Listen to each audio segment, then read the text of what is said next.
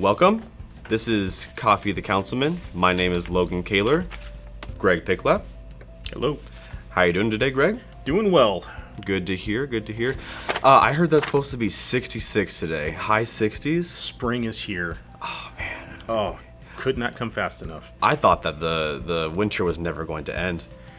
The snow's still around, so it's still taking that long to melt it, but 70s in March I will take. Yeah, I completely agree. I'm right there with you.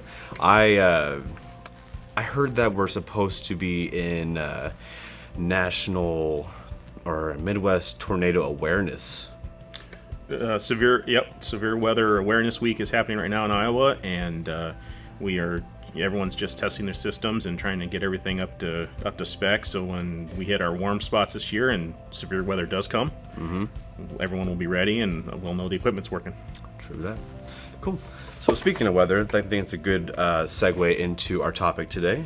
And today we're going to talk about the deer study that was conducted by the DNR. It was a helicopter survey, which they did in mid-February, using Hughes OH-6 helicopters piloted by Bachmann Aero Incorporated. You're familiar with that? I am not up to specs on helicopters, but yes, I am familiar with the deer study. Yes. So let's go ahead and talk about that. Okay. Our deer study was brought forward by some residents asking us to look at some of the issues they're facing, and it's mostly along the south side of town by McCoe's Park. That's the focal point, and also a section of my side of town, which is West Boone over on Division area. The reason that was brought up is they're seeing an increased number, and the factors the deer study was supposed to find was approximate numbers on our deer herds in the urban areas during this time of year. And there's a very, very small window the DNR can do these, so it has to have the right temperatures, has to have the right amount of snow on the ground, has to have the right visibility. So there was a process where we had to wait a long time, but we were able to share the cost with the city of Ames because they were having one done at the same time. Oh, nice. So it was a lower cost.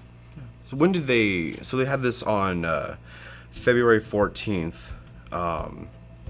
Is that during or after hunting season? It's after, right? It's after. It's in between.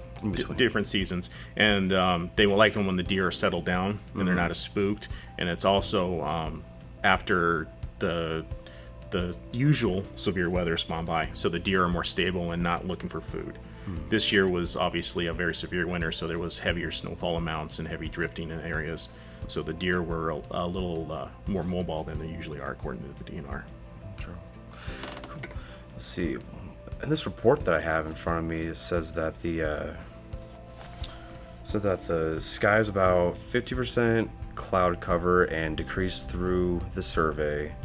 How do you know if the weather impacted that survey this year? Because we did have some pretty frigid cold days this year. We had several of those polar vortexes times. The DNR, everything was in DNR specs for the air survey. So typical Iowa winter day, I think was the phrase that I heard.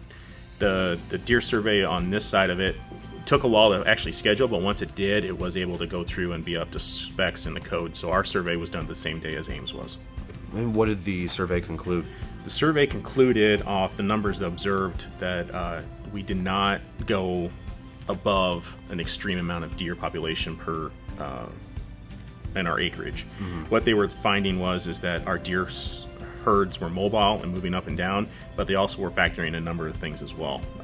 The spring flooding, the summer flooding, the deer had been pushed out of the river bottoms up looking for food, and then also too, with the heavy severe winter, the deer also were staying in certain areas where there was a guaranteed food supply. Okay. So the heavier snows were covering up usual areas, so the deer were maybe outside their normal boundaries. The deer survey also decided that we came under the minimum specs of, I think it was 20 deer per square mile. Okay. So we were also looking at a problem that was irritating, but nothing they could really recommend a pro or against a course of action. Interesting. Oh yeah, we have the details right here. West, central, east. So do you know how many acres they surveyed in total? I do not. If the mapping that we have is going to be included in our council packet on the 1st, what you're going to see is the total areas that we had, and what their areas are is actually a very good portion outside city limits. The areas they surveyed were the draws that were the deer were trafficking in and coming up through the lower areas on the south side, and the areas of traffic they were seeing the deers going up and down. All right. So our actual inside city limit areas were small, but they were the highest density they could find with the aerial survey. Airport. Survey started at 8:40 a.m. Survey ended at 9:15 a.m. Snow depth is about 2 inches. Recent snowfall 6 inches on the 11th. Okay, so yeah, it was about 25 degrees outside, 50% cloud coverage. That seems like pretty standard. So say they did find something, what would have had to have happened? There were a couple options. We had a public meeting at City Hall with Andy from the DNR, who's our regional rep, and he gave just some ideas in some areas. I reached out to the city of Mason City. They had an urban deer hunting program, and I shot some emails back and forth with their chief of police. So they had experience with an urban deer hunting program, and pros, cons, everything like that. What we found with the survey is not so much a constant deer stable population that's high. It's more of a migratory thing. Right. Like I said, the winters, the flooding, everything it was a perfect storm this year. Right. So we went to the park board with the information. We're going to get an update on the 1st about that. I've been in contact with the Iowa DNR and also Boone County Conservation. Maybe talking about an education program and using some information on some other tag options for hunting outside city limits, and then also about maybe helping control the herds in those areas. Right. So if we do not have an urban deer hunting program, we can still help the program populations. So that way the deer will still be lowered in number in the city limits. Yeah. Have we done a survey like this before? This is the first deer survey done in the history of Boone.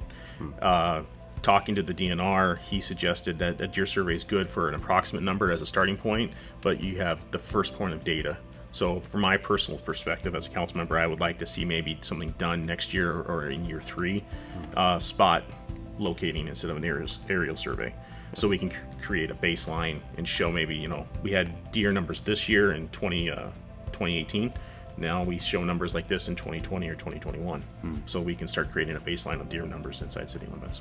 Cool. So then you're recommending to go in a different direction the next time that this comes up, or would you suggest that we go and have another survey conducted like this in the next few years?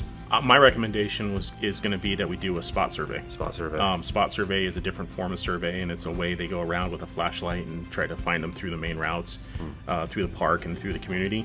But it's another way to find deer population and see if the numbers match. So if the numbers don't match the aerial survey, that's not saying the aerial survey is not a good indicator of the numbers, but we can start tracking the data showing this is what we had this year, this is what we have this year. Is there an increase? Is there a decrease? Are we seeing more deer? Is there more complaints? And also too, I like to see an education program within city limits for residents saying, don't feed local wildlife this. This is what these are the plants they don't like. Help the population, because it's a major. I'm a sportsman. I like hunting. But the thing about that is that people assume they're helping local wildlife populations by feeding them. Well, all you're doing is making it that much harder for them to live out in the wild. So it just is it's a domino effect. Cool. Is there anything else that you'd like to add about the deer survey? The only thing I'd like to mention about the deer survey in closing would be that it's going to be a long-term process, and we can't even do anything immediate anyway because the hunting season is closed. So my goal for this year is going to be a program set up here over the course of 2019 where we have it set up, and then we can implement it for winter of 2019, early 2020. So that way we can start moving forward, and then also just plan and budget for a spot survey for the next budget year. So that way we can start tracking the data. A program to plan and educate to the community what? Exactly. Cool. All right. This has been Coffee with the Councilman, Logan Kaler, Greg Piklapp. Thank you. Thank you.